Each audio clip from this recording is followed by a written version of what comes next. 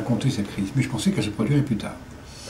Donc nous en avons parlé longuement dans la commission, très longuement, de spéculation financière, etc. Il y a 3 pages du rapport là-dessus. Au début, les gens sont plus intéressés aux 15 lignes sur des taxis que 3 pages sur la spéculation financière, mais nous avons eu cette hypothèse en tête. C'est même écrit dans le rapport, puisque à la fin du rapport, quand on donne le calendrier de mise en œuvre des mesures, on dit si la crise se déclenche, il faudra aller encore plus vite dans la mise en œuvre des réformes. Donc on l'avait en tête et ça ne change absolument rien à la nature de nos recommandations, sinon que ça rend encore plus urgent la partie du rapport qui jusqu'à présent n'est pas appliquée, qui concerne la protection des chômeurs, la formation permanente, la reconversion, la relance par les industries vertes et la réforme de l'État. En réalité, il y a aujourd'hui à l'œuvre deux tsunamis. Il y a un tsunami négatif, qui est le tsunami financier, qui est très loin d'avoir fini son effet, parce qu'il y a encore beaucoup de faillites à attendre du système bancaire, et donc de risque de dépression. Puis il y a un tsunami positif, qui est une extraordinaire vague de progrès techniques qui est en marche, un potentiel de croissance lié à la démographie, qui fait que normalement l'économie mondiale a un potentiel de croissance très fort. Donc il y a ce choc entre les deux qui fait qu'on aura, si on gère très très mal la crise, 10 ans, mais si on la gère très mal, mais ensuite une reprise de la croissance certaine, parce qu'on a une force potentielle planétaire absolument gigantesque de croissance. La population de la planète va passer de 6,5 à 9 milliards, le progrès technique est énorme, donc il y a un potentiel de croissance considérable. Si on gère bien, c'est-à-dire si dans l'année qui vient, on met en place les réformes, on stabilise le système financier, on organise la relance, on réorganise les dettes, on réoriente la croissance vers les secteurs d'avenir, je pense que mi-2010, on devrait commencer à sortir de la crise. Aujourd'hui, le système financier mondial est en faillite, il ne prête plus.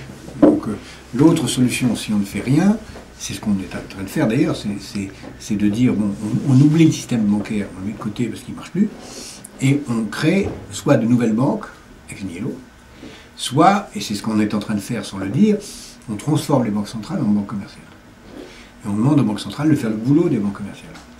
Ce qui, à terme, est incroyablement inflationniste. Donc, il y a une prise de conscience qui est en train de se faire de plusieurs choses. D'abord qu'il faut consommer malin, et non pas gaspiller. Donc, le mot malin va devenir à la mode et on va entrer dans une économie de solde général où les gens n'achèteront plus qu'au plus bas prix.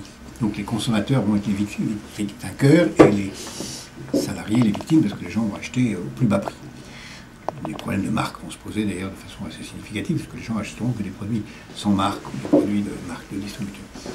Deuxièmement, ça conduit certainement à modifier le comportement des gens dans la consommation pendant toute cette période. On voit bien ce qui s'est passé dans les années 30 par exemple, où il y a eu un comportement un peu différent des consommateurs qui sont mis à acheter ce qu'on appelle aujourd'hui les petits plaisirs. C'est-à-dire, c'est là qu'a commencé McDonald's, c'est là qu'a commencé les fast-foods, c'est là qu'a commencé un peu des choses pas forcément géniales, mais le cinéma, la télévision, les comédies musicales, etc. Donc il y a l'idée du petit plaisir parce qu'on n'a pas les moyens de se payer des grands plaisirs.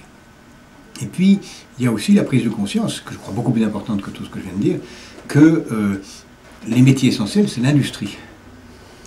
Et que l'industrie, la finance est un métier secondaire, qui doit redevenir secondaire, qui doit être un métier qui consiste à donner de l'argent ou prêter de l'argent à ceux qui en ont besoin, et non pas à faire de l'argent elle-même. Donc il est très important de maintenir, et ce sera particulièrement difficile en 2010, parce qu'en 2009, le budget est fait et on continue de dépenser, mais le budget 2010 va être très difficile à faire.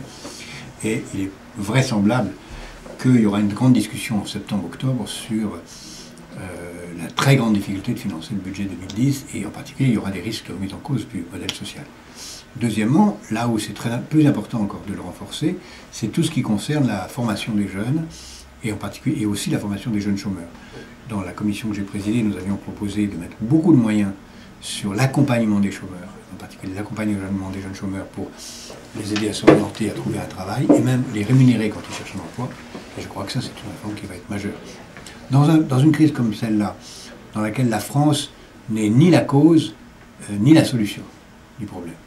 Nous ne sommes pas la cause de la crise, mais la solution de la crise n'est pas en France.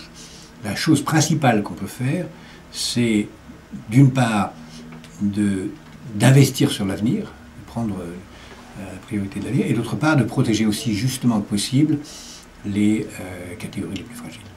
Pas caricatural. D'abord, le socialisme, on ne sait pas très bien ce que c'est. Il n'a pas été, et toutes les expériences qu'on a, qui portent ce nom, étaient des échecs, et le capitalisme lui-même, on ne sait pas non plus très bien ce que c'est. Ah non, mais ce capitalisme financier, c'est pas du capitalisme, c'est une sorte de greffon parasitaire sur l'économie capitaliste. Aujourd'hui, on a un équilibre entre l'économie de marché et la démocratie. Pour un social-démocrate, il est très important que la démocratie prenne, c'est-à-dire la production de biens collectifs, prenne une part plus grande qui donne le fait que les biens sont gratuits, financés par l'impôt. En France, le curseur est très haut, puisque à peu près 60% de l'économie est en biens collectifs. Aux États-Unis, c'est seulement 30%.